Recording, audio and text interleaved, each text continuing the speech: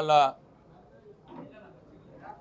ఇంతకుముందు ఎన్నడూ లేని విధంగా ఉమ్మడి ఆంధ్రప్రదేశ్లో కావచ్చు, తెలంగాణలో కావచ్చు, ఎన్నడూ లేని విధంగా శాసనసభ షెడ్యూల్ అయి ప్రారంభమై బిజినెస్ గురించి ఒక్క మాట కూడా మాట్లాడకుండా మరి వాయిదా వేయడం అనేది చాలా ఆశ్చర్యకరం. చాలా ఇది మొత్తం చరిత్రలో ఇట్లా ఎప్పుడు కూడా ఇట్లా జరగలేదు. వాళ్ళే చెప్పినారు 11 గంటలకు శాసనసభ, ఫస్ట్ 10 గంటలకు మా మంత్రివర్గ సమావేశం ఉంటుంది, 10 గంటల మంత్రివర్గ సమావేశం అయిపోగొట్టి 11 గంటలకు శాసనసభ పెడతాము అని చెప్పి వాళ్ళే చెప్పినారు. ఇవాళ 11 గంటలకు వచ్చినాం, ఒక్క మంత్రి కూడా శాసనసభలో లేడు, ఒక ఎల్ఏ మినిస్టర్ తప్ప ఒక్క మంత్రి కూడా లేడు.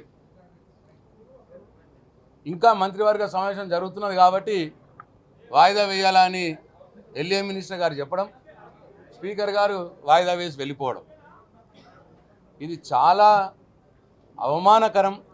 శాసనసభకు, శాసనసభ్యులందరినీ కూడా అవమానానికి గురి చేసే పరిస్థితి. మరి ప్రభుత్వం వారి యొక్క చేష్టల వల్ల తెలంగాణ రాష్ట్రం పరువు అయితే పోయింది. ఇవాళ తెలంగాణ రాష్ట్రం అన్ని రంగాల్లో వెనుకబడిపోతూ ఉన్నది. వాళ్ళ చేష్టల వల్ల, వాళ్ళ నిర్ణయాల వల్ల ఇవాళ శాసనసభ పరువు కూడా తీసే విధంగా ఇవాళ ఈ ప్రభుత్వం వ్యవహారం చేసింది. ఇది చాలా దుర్మార్గం. ఎందుకంటే వాళ్ళు ఒకవేళ మంత్రివర్గ సమావేశము 10 గంటలకు పెట్టుకొని 10 గంటలకు పెట్టుకొని 11 కల్లా శాసనసభ పెడతామని వాళ్ళే అన్నారు. మరి మంత్రివర్గ సమావేశంలో చర్చించవలసిన అంశం చాలా ముఖ్యమైన అంశాలు, బీసీలకు సంబంధించి, ఎస్సీ వర్గీకరణకు సంబంధించింది చాలా ముఖ్యమైన అంశాలు చర్చించాలి. దాన్ని వాళ్ళు ఒక అర్ధగంటలు ఎట్లా కంప్లీట్ చేసుకుంటామని మొదలు అనుకున్నారు, 11 గంటలకు శాసనసభ పెడతామని ఎట్లా అనుకున్నారు. అసలు ఈ ప్రభుత్వం ఏమైనా ఆలోచనతోటి నడుస్తూ ఉన్నదా? ఇలా ప్రొసీజర్స్ ఏమైనా ఉన్నాయా? మొత్తం సభ యొక్క సాంప్రదాయాల్ని, సభ యొక్క ప్రొసీజర్స్ని తుంగలో దొక్కి ఇవాళ శాసనసభను అవమానపరిచే విధంగా ఇవాళ ఈ ప్రభుత్వం వ్యవహారం చేస్తూ ఉన్నది. ఒకవేళ మంత్రివర్గ సమావేశం 8 గంటలకే పెట్టుకొని ఉండే, ఇంపార్టెంట్ విషయాలు కాబట్టి 2 గంటలు 3 గంటలు చర్చించాల్సింది ఉంటుంది అనుకుంటే 8 గంటలకే మంత్రివర్గ సమావేశం పెట్టుకొని నువ్వు 11 గంటలకు అసెంబ్లీ టైం ఇచ్చేది ఉండే. లేదు 10 గంటలకు మంత్రివర్గ సమావేశం పెట్టుకుంటే అసెంబ్లీని 12కో 1కో టైం ఇచ్చేది ఉండే, షెడ్యూల్ చేసేది ఉండే, రేపు పెట్టేది ఉండే. రెండు అంశాలని ఒకటే రోజు కంప్లీట్ చేయాలని ఆతృత. ఇటు బీసీ విషయం, ఇటు ఎస్సీ వర్గీకరణ విషయం, రెండు కూడా ఒకటే రోజు కంప్లీట్ చేయాలి. అదే రోజు మంత్రివర్గ సమావేశం పెట్టాలి, అదే రోజు మంత్రివర్గ నిర్ణయం జరగాలి. ఎందుకు ఈ ఆతృత? ఎందుకు ఈ ప్రొసీజర్లను తుంగలో దొక్కి ఎవరిని మభ్యపెట్టడానికి పనులు చేస్తూ ఉన్నారు వీళ్ళు? చిత్తశుద్ధి ఉన్నట్టా వీళ్ళకు? బీసీల మీద, ఎస్సీల మీద వీళ్ళకి చిత్తశుద్ధి ఉన్నట్టా? అసలు అసెంబ్లీ అంటే గౌరవం ఉన్నదా వీళ్ళకి? ఒక్క నిమిషంలోనే అర్జెంట్ చేయడం అనేది చరిత్రలో లేదు. ఇప్పటిదాకా అసెంబ్లీ చరిత్రలో ఇటువంటి సంఘటన జరగలేదు. దీన్ని తీవ్రంగా ఖండిస్తూ ఉన్నాం. అసెంబ్లీ సాంప్రదాయాల్ని, అసెంబ్లీ ప్రొసీజర్స్ని పాటించాలి. మరి ప్రభుత్వం మొత్తం తెలంగాణ పరువు తీసేస్తున్నది, తెలంగాణ శాసనసభ పరువు తీసేస్తున్నది. ఎక్కడికి తీసుకుపోతారు ఇది అర్థం కావట్లేదు. కాబట్టి టీఆర్ఎస్ ఎల్పీ పక్షాన తీవ్రంగా ఈ చర్యను, ఈ ఒక్క నిమిషాలనే అర్జెంట్ చేసుకొని పోయే చర్యను తీవ్రంగా ఖండిస్తూ ఉన్నాం. 2009లో కూడా నేను ఎమ్మెల్యేగా ఉన్నాను. అప్పుడు స్పీకర్ గారు మనోహర్ గారు తెలంగాణ ఉద్యమం కోసము హౌస్ అంతా కూడా గొడవ చేస్తుంటే ఒక అరగంట నుంచి 45 మినిట్స్ వరకు కూడా సభను ఆర్డర్ తీసుకొచ్చే ప్రయత్నం చేసే కూడా అప్పుడు సభ ఆర్డర్ రాకపోతే అప్పుడు అర్జెంట్ చేసుకున్న పరిస్థితి మేము చూసాం. దాని తర్వాత ఏ రోజు కూడా సభ డిస్టర్బెన్స్ కాకుండా అర్జెంట్ కాలేదు. కానీ ఈరోజు మమ్మల్ని అందరినీ బీసీలను 11 గంటలు రాండి, రాష్ట్రమంతా సంబరాలు జరుపుకుంటున్నారు, మీరు కూడా రావాలి అంటే ఈరోజు రథసప్తమి, అందరూ గుళ్ళ కోయడం కూడా ఇది మాకు ఇంపార్టెంట్ అని చెప్పి ఈరోజు సమావేశానికి గుడికి పోకుండా సమావేశానికి 11 గంటలకు హాజరు కావాలని రావాల్సిన జరిగింది. రాగానే సావు కబర్ చల్లగా అడ్జెంట్ అని చేసిపోతుండ్రు. మేము అడిగినాం ఎంతవరకు అడ్జస్ట్మెంట్, రేపా ఎల్లుండా అంటుండగా సమాధానం లేకుండా వెళ్ళిపోయారు. ఇదా మీరు బీసీలకు ఇచ్చే గౌరవం? ఇదా మీరు బీసీలకు ఇచ్చే గౌరవం? శాసనసభ పెడతాం, అందులో కులగణన చేస్తాం, బీసీలకు మేము గౌరవిస్తామని చెప్పేసి ఆగమేఘాల మీద పొద్దున క్యాబినెట్ అట, మధ్యాహ్నం 2 కులగణనకు మాట్లాడతారట, నిమిషం మాట్లాడి మా అమ్మానికి పోయేందుకు మేమేమన్నా అనాథలుగా గౌరవిస్తారు? మమ్మల్ని అనాథలు చూస్తారా మీరు మమ్మల్ని? అంటే మాకు ఈరోజు ఇచ్చే గౌరవం ఇదేనా? 40-50 సంవత్సరాలు మా వెనుకబాటు కారకులు ఈ కాంగ్రెస్ పార్టీ, మళ్ళీ ఈరోజు ఈ యొక్క అవమానం చేసేది నిజంగా చాలా బాధాకరం. ఏం ప్రొసీజర్స్ ఎక్కడ చూసినామా మనం? ఏదన్నా బిల్లు కానీ ఏదన్నా జియో కానీ కులగణన కానీ చేయాలంటే క్యాబినెట్కి తీసుకొస్తుంది కమిషన్. ఆ క్యాబినెట్లో చర్చించి ఏమైనా మోడిఫికేషన్ అమెండ్మెంట్ మాడిఫై చేసుకొని అసెంబ్లీకి తీసుకొస్తారు. ఆ బిల్లును అసెంబ్లీ అమెండ్మెంట్ ఉంటే గిట్ట చేసుకొని దాని తర్వాత సవరణ చేసుకొని జియో ఇస్తారు. కానీ వీళ్ళేంది ఉత్తమ్ కుమార్ రెడ్డి ప్రకటించడము, క్యాబినెట్ అప్రూవల్ లేదు, అసెంబ్లీ ఏమైనా మోడిఫికేషన్ లేదు, బీసీ కులగణన మేము 40% చేసినాం అంటాడు. మరి ఇవాళ ఒక అమెండ్మెంట్ అయిందనుకో, అది 50% అయిందనుకో, మళ్ళీ ప్రెస్ మీట్ పెంచుతావా? మళ్ళీ ప్రెస్ పెడతావా? ఇది ఎక్కడ ప్రొసీజర్? క్యాబినెట్ అప్రూవల్ అయిన తర్వాత, అసెంబ్లీలో మోడిఫికేషన్ అయిన తర్వాత, అమెండ్మెంట్ అయిన తర్వాత, సవరణలు ఇంప్లిమెంట్ చేసిన తర్వాత జీవో ఇస్తారు ఎప్పుడు గవర్నమెంట్. కానీ ఈరోజు మేము 46% చేసేసినాం, రేపు వాళ్ళ క్యాబినెట్ ఏం చర్చ చేస్తావు? గదే 46% చేస్తావు. వాళ్ళ అమెండ్మెంట్ ఏం చేస్తావు? గదే చర్చ చేస్తావు. అంటే మీరు ఏం చేద్దాం అనుకుంటారు మమ్మల్ని?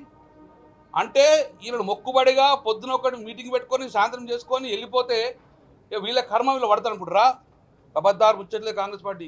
40-50 సంవత్సరాలు మమ్మల్ని ఇబ్బంది చేసారు. ఇక కూడా మేము ఇబ్బంది పడే పరిస్థితి లేదు. కాబట్టి డెఫినెట్గా కులగణన శాస్త్రీయంగా జరగాలి, అసెంబ్లీలో చర్చ జరగాలి. ఒక్కరోజు జరుగుతారా, 10 రోజులు జరుగుతారా, చర్చ జరగాలి. బీసీ మేధావులు పిలవండి, బీసీ కుల సంఘాలు పిలవండి, పిలిచి అందరు తీసుకున్న తర్వాతే కులగణన సక్రమం చేసిన తర్వాతనే ఈరోజు మీరు మళ్ళీ జీవో ఇవ్వాలి. కానీ ఈరోజు పొద్దున క్యాబినెట్ పెట్టుకొని మధ్యాహ్నం అసెంబ్లీ పెట్టుకొని సాయంత్రం జీవో ఇచ్చేసి పంపిస్తా అంటే ఇక్కడ చూస్తూ ఊరుకునే పరిస్థితి లేదు. చైతన్యవంతులు బీచున్నారు. మా వాట సంఖ్యాపరంగా మాకు రావాలి, సంఖ్యాపరంగా రాజ్యాధిక కోసం కావాలంటే మా వాట మాకు కావాలి. కాబట్టి కులగణన శాస్త్రంగా జరగాలి, మొక్కుబడి జరిగితే ఉపేక్షించలేదు. మా జీవితంలో ఎప్పుడో జుల్లైదండి అసెంబ్లీ అరగంట కోసం వచ్చేసి 5 నిమిషాలు మాట్లాడుకొని ఎటోటాలు పోతుంటే విధంగా ఎంత అవమానం అండి. సమాధానం చెప్పకుండా పోతారా? ఎప్పుడు పెడతారో చెప్పండి. ఎంతసేపు అసెంబ్లీలో కూర్చోమంటావు? అది ఏం చెప్పకుండా పోతండి. ఇగో ఇది కాంగ్రెస్ పార్టీ 40-50 సంవత్సరాలు బీసీలో మోసం చేసింది, మళ్ళీ ఈ రోజు మళ్ళీ మోసం చేసింది జరుగుతుంది.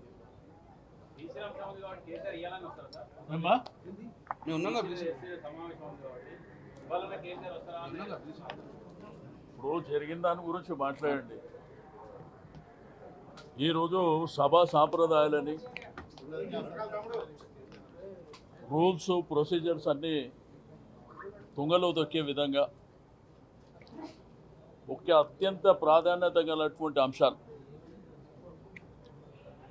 మీకు బీసీ రిజర్వేషన్ కావచ్చు, ఎస్సీ వర్గీకరణ కావచ్చు, 2 అంశాలు పెడతామని చెప్పి గడిచిన 5-6 రోజుల నుంచి మీడియాలో, పేపర్లలో మాకు కూడా టైం ఇచ్చారు. ఇవాళ 10 గంటలకు మీరు అటెండ్ కావాలని చెప్పి 11 గంటలకు. ఈరోజు తెలంగాణ సమాజం 100% ఉన్నటువంటి వెనుకబడిన తరగతులు, బడుగు బలహీన వర్గాలు, మైనారిటీలు అందరూ ఎదురు చూస్తున్నారు. అసలు ఏమి జరుగుతుంది? స్వాతంత్రం వచ్చి 75 సంవత్సరాలు అవుతుంది. మా పట్ల ఏం న్యాయం జరుగుతుంది? కామారెడ్డిలో ఇచ్చినటువంటి డిక్లరేషన్ విషయంలో వీళ్ళు నిజంగానే నిజాయితీతో ఉన్నారా లేదా అనేటువంటి అంశంలో అందరూ ఎదురు చూస్తున్నారు. సర్వే జరిగిన తీరు విషయంలో కూడా నిన్న మొన్న ఏదైతే బీసీ సంఘాలు కావచ్చు, బీసీ మేధావులు కావచ్చు, టీవీలలో చర్చలు కావచ్చు, సోషల్ మీడియాలో చర్చలు కావచ్చు, అందరూ తీవ్రంగా మరి విమర్శ చేస్తున్నటువంటి సందర్భం.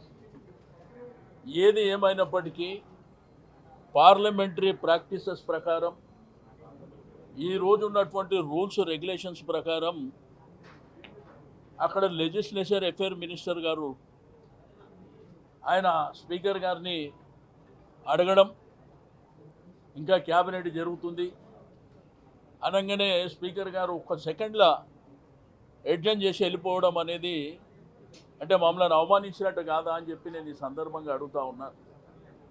అంటే 100% ఉన్నటువంటి సమాజాన్ని మీరు ఈ విధంగా కించపరిచే విధంగా చేయడం అనేది చాలా దుర్మార్గమైనటువంటి చర్య. మీరే కదా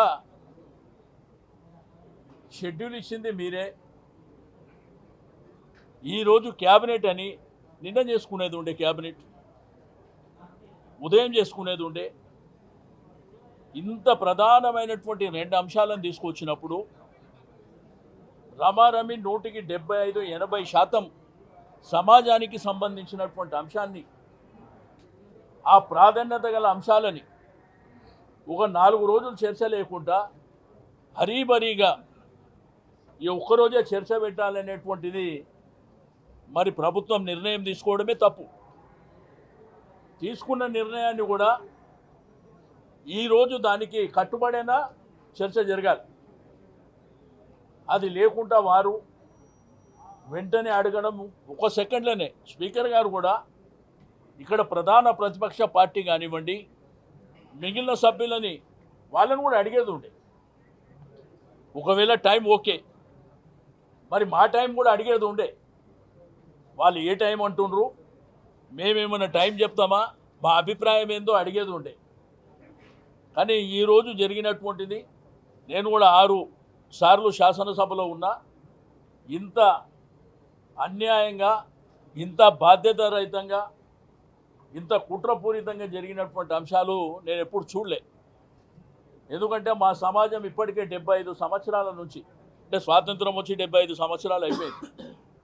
ఈ దేశ నిర్మాణంలో, ఈ రాష్ట్ర నిర్మాణంలో, ప్రతి వ్యక్తుల, ప్రతి కుటుంబాల నిర్మాణాలలో ప్రధానమైనటువంటి భూమిక పోషించేదే ఈ బలహీన వర్గాలు, వెనుకబడిన తరగతులు, అణగారినటువంటి ప్రజానికమే. వాళ్ళ పట్ల ఇంత అవమానకరంగా చేయడం అనేది బాధ్యత రహితం అని చెప్పి నేను ఈ సందర్భంగా తెలియజేస్తా ఉన్నాను. ఇప్పటికైనా నేను ప్రభుత్వాన్ని, మీరు చర్చ పెట్టండి 4 రోజులు. ఎందుకంటే చిన్న విషయం కాదు ఇది. ఎందుకంటే జరిగినటువంటి సర్వేలో తేలుతున్నటువంటి లెక్కల్లో అనేకమైనటువంటి అనుమానాలు ఉన్నాయి. ఆ అనుమానాలు నివృత్తి కావాల్సినటువంటి అవసరం ఉన్నది. మొన్న 2 మంత్రులు ఏదైతే అక్కడ ప్రెస్ కాన్ఫరెన్స్లో చెప్పినటువంటి దాంట్లో నిన్నటి నుంచి పెద్ద ఎత్తున ఎక్కడ చూసినా కానీ మరి బీసీ సంఘాలు కావచ్చు, ప్రధానమైనటువంటి వ్యక్తులు కావచ్చు, లేకపోతే మేధావులు కావచ్చు, టీవీ పేపర్లో చర్చలు కావచ్చు, అనేకమైనటువంటి అనుమానాలు ఉన్నాయి. ఆ అనుమానాలు నివృత్తి చేయాలంటే పెట్టండి 4-5 రోజులు. ఇంత పెద్ద సమాజం, ఈ దేశ నిర్మాణం, రాష్ట్ర నిర్మాణం, మేము లేకపోతే ఎవడు ఉండడు కూడా. అటువంటి జాతిని పట్టుకొని, అటువంటి జాతులను పట్టుకొని మీరు ఏదో మమా అనిపించుకునేటువంటి ప్రయత్నం చేయడం కరెక్ట్ కాదు. ఇప్పటికైనా కానీ ఓకే, ప్రభుత్వం ఒక నిర్ణయం తీసుకుంది, క్యాబినెట్ జరగలేదు, క్యాబినెట్ అయిన తర్వాత సెషన్ పెడతామంటారు, సంతోషం. కానీ పెట్టండి, 4 రోజులు పెట్టండి. 4 రోజులు పెట్టండి. అందరు ఎవరైతే బీసీ సమాజం కావచ్చు, బడుగు బలహీన వర్గాలు కావచ్చు, అందరికి అవకాశం ఇవ్వండి. చర్చలలో అవకాశం ఇచ్చిన తర్వాత వాళ్ళ అభిప్రాయాలని ఇక్కడ శాసనసభ, అక్కడ శాసన మండలి అంతా కూడా బ్రహ్మాండంగా చర్చ జరిగిన తర్వాత మేము జరిగినటువంటి సర్వే కులగణన తప్పు అని మేమంటున్నాం. అది కరెక్ట్ అని మీరు నిరూపించుకోవాల్సినటువంటి అవసరం ఉన్నది. ఎందుకంటే చాలా తేడాలు ఉన్నాయి. మీరు కూడా ఇవాళ టీవీ పేపర్లలో చూసినారు, తేడాలు ఎంత గ్యాప్ ఉన్నాయో కూడా మనం చూస్తున్నాం. సరే, చర్చ జరిగినప్పుడు ఆ అంశాలన్నీ అక్కడ మాట్లాడతాం. కాబట్టి ఇవాళ శాసనసభలో జరిగినటువంటిది మాత్రం చాలా బాధాకరమైనటువంటి అంశం అని చెప్పి నేను ఈ సందర్భంగా తెలియజేస్తా ఉన్నాను.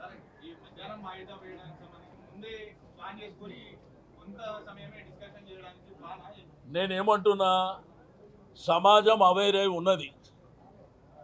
గడిచిన 10 సంవత్సరాల కాలంలో కేసీఆర్ గారి నాయకత్వంలో జరిగినటువంటి డెవలప్మెంటు, వెల్ఫేర్, విద్య, వైద్యం మీద చాలా వరకు ప్రజలలో ఈరోజు రైతాంగం కావచ్చు, లేకపోతే కళ్యాణ లక్ష్మి, షాదీ ముబారక్ ద్వారా లబ్ధి పొందినటువంటి అంశాలు కావచ్చు, ఆత్మగౌరవ భవనాలు కావచ్చు, ఈ విధంగా ఎడ్యుకేషన్ రంగంలో కూడా చాలా మార్పులు తీసుకొని వచ్చారు. కాబట్టి ప్రజలు అవేర్ అయి ఉన్నారు. ఈ సమాజం ఒకటి మాత్రం నేను చెప్పదలుచుకుంది ఒకటే,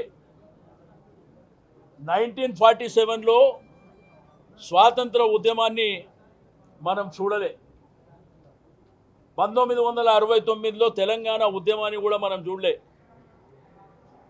1972లో తెలంగాణ ఉద్యమం మరొకసారి జరిగినప్పుడు కూడా చూడలే. కానీ కేసీఆర్ గారు తెలంగాణ ఉద్యమాన్ని నడిపించినప్పుడు మనం మాత్రం చూసినాం. కానీ ఈరోజు 100% ఉన్నటువంటి సమాజం బీసీలే కాకుండా వెనుకబడిన బడుగు బలహీన వర్గాలు, మైనారిటీలను కలుపుకొని తిరిగి ఇంకొక ఉద్యమం వస్తుందంటే ఇదే ఉద్యమం రాబోతుంది. తస్మత్ జాగ్రత్త అని చెప్పి నేను ఈ సందర్భంగా తెలియజేస్తూ ఉన్నాను. సమాజం చూడబోతుంది కూడా. ఎందుకంటే ఈ దేశ నిర్మాణంలో ప్రధానమైనటువంటి భూమిక పోషించింది ఈ బడుగులే, ఈ బీసీ జాతులే అనేటువంటి విషయాన్ని మర్చిపోకూడదు. తెలంగాణ ఉద్యమం తర్వాత ఏదన్నా అతిపెద్ద ఉద్యమం రాబోతుందంటే ఇదే ఉద్యమం రాబోతుంది. అందరు జాగ్రత్తగా ఉండవలసినటువంటి అవసరం ఉందని చెప్పి తెలియజేస్తా ఉన్నాను.